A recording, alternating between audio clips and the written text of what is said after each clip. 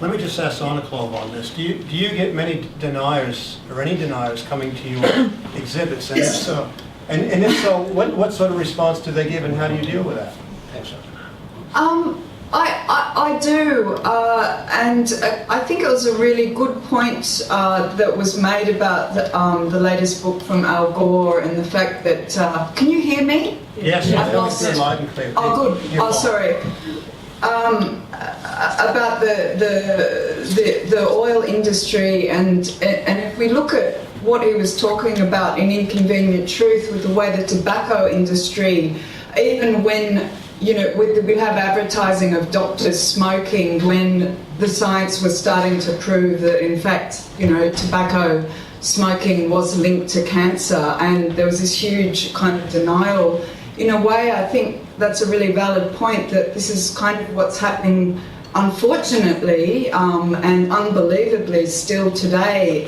And I think that it would be really fantastic and useful for the public to be able to really know in a clear and simple way scientific data so that they can form their own opinion. And that's what, when people come to me and express the fact that they don't think there's any problem and that they can carry on as business as usual, and that they in fact don't believe that climate change is taking place, I direct them towards peer-reviewed scientific journals and information. And I think just explaining some data sets, like for example, I think the way that Al Gore did very successfully in Inconvenient Truth was when he showed the concentration of CO2 over the period of 650,000 years, and by showing that visually, it's very easy for people to see that, okay, you know, the temperature in that period of time has never risen above 300 parts per million, but now it has. And so that visual recording of data rather than words is very powerful. And so I mean, I guess when I get skeptics, I try to direct them to sources and reading material that that I have found informative myself. Thanks very much. You saw the reminder, by the way, on the screen. Please turn off your mobile phones. It does interfere with the video conferencing. Make sure they're actually turned off.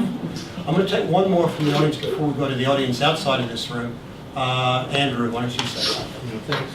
Well, it said by Moni, and Senator Moynihan said something very important, that everybody is entitled to his views, but not everybody is entitled to his facts.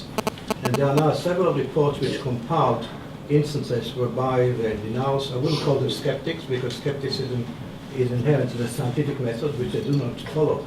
But reports by Ian Edging, for example, by Brooke, by myself, which documented numerous instances whereby the denialists have changed data sets. Now, if there is a crime in science, we all know that it is to take original data sets which have been measured by several institutions, by hundreds of scientists, and actually freehand change them.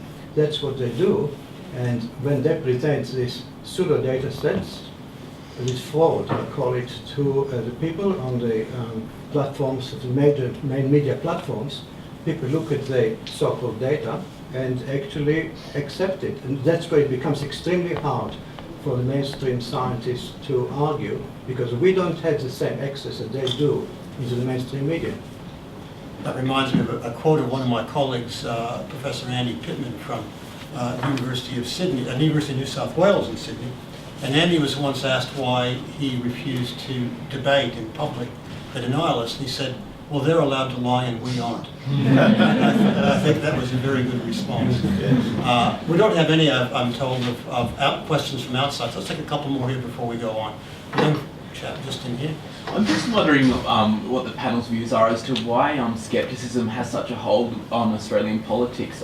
From the events of the last 24 hours, it seems to be that at least half the coalition party room are holding positions of denial. And why do they have? And why can credible politicians stand up yesterday in Parliament and say that carbon there's no way that carbon can be pollution. How can that position be tenable? Let's start with Simon and then work across. I think well, there's quite a few factors. One is the disarray in the coalition, and I think the Prime Minister and Penny Wong have used that very beautifully in a very cynical way to. They've used the climate change debate in a very cynical way to actually screw the coalition 100%. And I think the other factor is that Australia is moving ahead of the world. And the CPRS, any kind of ETS we bring in will cost Australians, will cost the Australian economy. There is a sensible, there should be a debate about how best to counter the growing emissions of fossil fuels from Australia. But I think that those two things, the government's gains and the fact that as you move ahead of the world, there's a lot of pressure on politicians and they don't like it.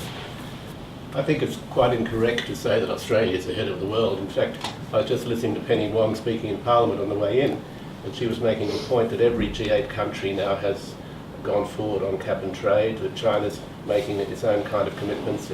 Obama yesterday... Oh, yeah, but they're Can I have my say? No, unrealistic. That Obama's just made his commitment. And so it's simply inaccurate to say that.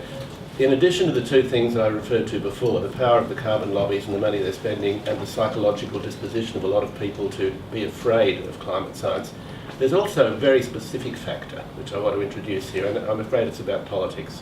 The fact that the government, having actually given us a very clear and frightening description of the risks to our children's climate security, and for example Kevin Rudd's Noe speech 2 weeks ago was terrific, that the government then goes on to hello, could I speak to Dr. Onaclough? I'm talking to you as well. That the government then goes on to say that we're introducing a 5% ETS is actually opening up a door through which the denialists can drive a truck through.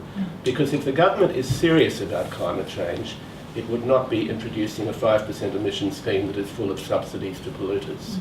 So unfortunately, the government has created the rod to beat its own back with by introducing such a weak scheme. Will, do you want to comment? Oh, I think in a sense we have to remember that people will always believe what they want to believe. People will in fact justify their actions after they've done them. And so in a sense, the political parties in Australia, the Liberal and National parties have been wedged in Australia by the Labor Party to achieve a certain outcome. But those political parties also represent certain interests and certain segments of the community. And we do have to accept that people will choose to understand certain places that they get their information from. It's a problem that certain segments of the Australian political landscape have to some extent abandoned science. I do think that's a significant problem. But we do have to remember that they're gathering their knowledge from other sources. And it's not just a thing that we can pretend we can drive out with more science. We have to work out why people are choosing to believe different positions on this. For them, it is a scientific position. Dr. Onaclough, have any of our politicians come to your exhibition? And if so, do you think it's had an effect on them? No, not that I'm aware of. The exhibition's still running at the moment as I speak, but I think it has managed a lot of people that have come into the show that were perhaps climate change skeptics to think about the science, and I think the central image of the screen showing the ice core has helped people kind of understand that, to take an ice core that's 1 kilometre deep in the ice and actually sort of see that physically, it's helped them to understand the science behind it, so it's been kind of useful. Okay. But I haven't... You haven't had Tony Abbott. I've been... You haven't had Tony Abbott come through your exhibition yet.